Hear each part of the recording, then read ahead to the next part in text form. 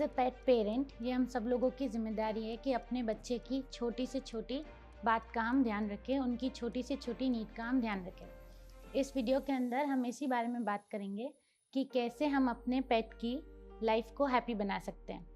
उसके अंदर कुछ पॉइंट्स है जिसमें से सबसे पहले आता है कि हम उनका कंफर्ट कैसे मैनेज करें। कंफर्ट चाहिए उनको खाने का, पानी का और सोने का। एक घर में जैसे बच्चा रहता है उसी तरह से उनको भी ये सारी 3 बेसिक चीज़ें ज़रूरी है। तो जब हम खाने की बात करते हैं तो खाने में ज़रूरी है कि हम उनको अपना खाना ना दें।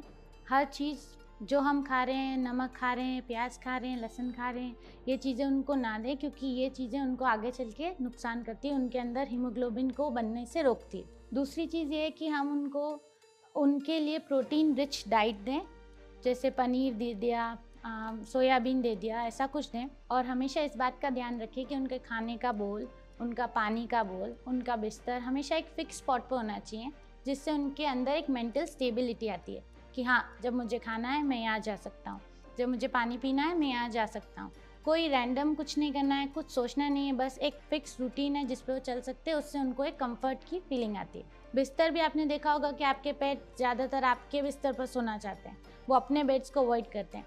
क्यों? क्योंकि आपके बिस्तर में ज़्यादा कंफर्ट है। आप उसको इस हिसाब से रखते हो कि गर्मी है तो हमको गर्मी ना लगे, सर्दी है तो हमको सर्दी ना लगे। तो आपका पेट का जो बेड है उसको भी आपको इस तरीके से रखना है कि जब उसमें गर्मी है तो उसका कुछ कॉटन का लगा दिया, कुछ ऐसा कर दिया कि उसको उस पर बैठने में अच्छा लगे। अगर सर्दी है तो कुछ ऐसी गर्म रज़ाई लगा दी कि उसको बैठ के अच्छा लगे। दूसरी चीज़ कि आप पेट ले तो आते हैं, फिर आपको लगता है कि ये परेशान कर रहा है, ये सब तरफ घूम रहा है, गंदा कर रहा है, आप उसको बांध के रख देते हो।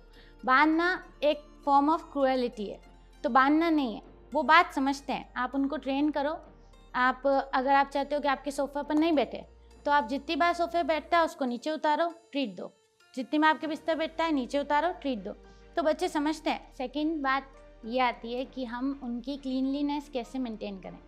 मोस्टली घरों में ये सोचा जाता है कि ये तो जानवर है, ये तो कैसे भी रह लेगा, पर ऐसा नहीं होता है। आपको इस बात का ध्यान रखना है कि वो गंदे में नहीं बैठा है, वो गीले में नहीं बैठा है। गीले में बैठेगा तो उसको फंगल इन्फेक्शन हो जाएगा, और फंगल इन्फेक्शन एक बार होने के बाद बहुत लंबा चलता है। उसका ट्रीटमेंट एकदम नहीं हो पाता है। वो ठीक होता है, फिर आ जाता है, ठीक होता है, फिर आ जाता है, और उसमें बच्चा बहुत ज़्यादा परेशान होता है।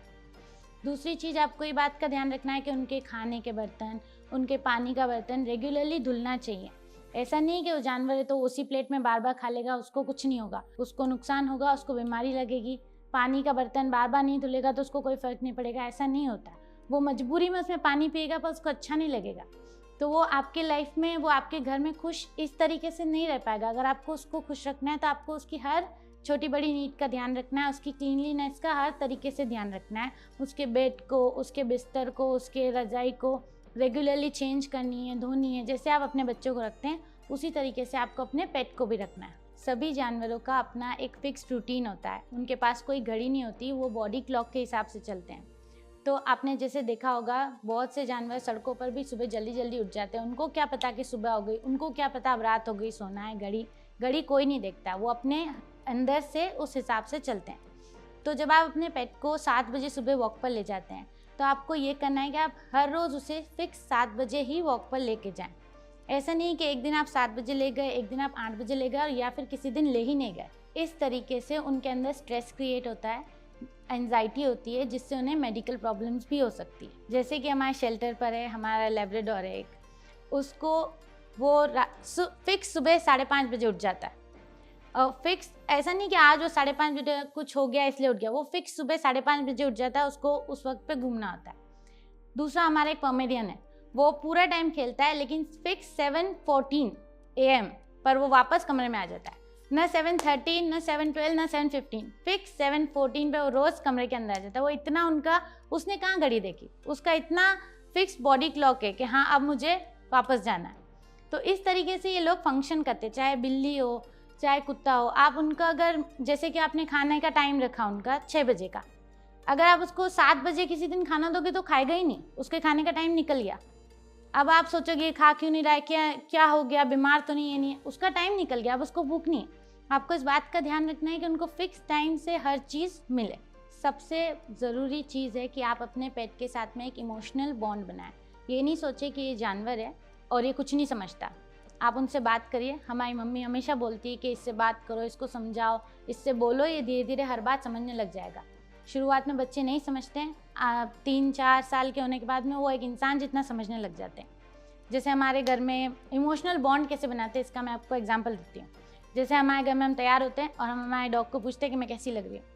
अगर मैं अच्छी लग रही हूँ तो वो मेरे पास आएगा, अगर वो नहीं आया तो I need to change. Simple. हर चीज़ जो आप कर रहे हो उसको आप बताओ कि ये कैसा है, वो कैसा है, ये पसंद है, नहीं पसंद है। हमारे घर में पेट जो है उसको अगर आप पैसे दिखाओगे कि ये पैसे हैं, तो वो समझ जाएगा कि ये लेके हमको दुकान पे जाना है। उसको किसने बताया? उसको सिर्फ हर चीज़ में इन्वॉल्व करने से वो इतना समझने लग गया।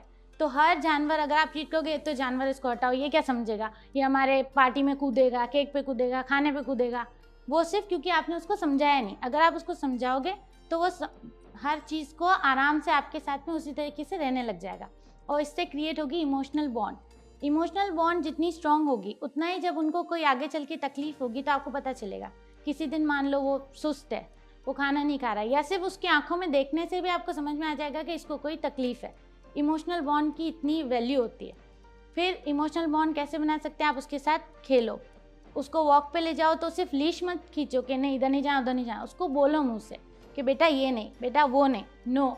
या जैसे आप अपने इंसान के बच्चे के साथ करते हैं, उसको वो चला के ले जाते हैं उंगली पकड़ा के, तो क्या बोलते हैं? बिल्कुल उसी तरीके से ट्रीट करेंगे तो आपके बच्चे एक हैप्पी लाइफ जी पाएंगे। तो इसी तरीके से अगर आप बेसिक चीज़ों का ध्यान रखेंगे तो आपके बच्चे एक हेल्दी लाइफ जी पाएंगे और आप लोग भी खुश रहेंगे। अगर आप अपने पेट्स के बारे में और कुछ जानना चाहते हैं तो आप सपोर्ट स्टेज उदयपुर को कांटेक्ट कर सकते हैं। Thank you very much. जय हिंद, जय भारत।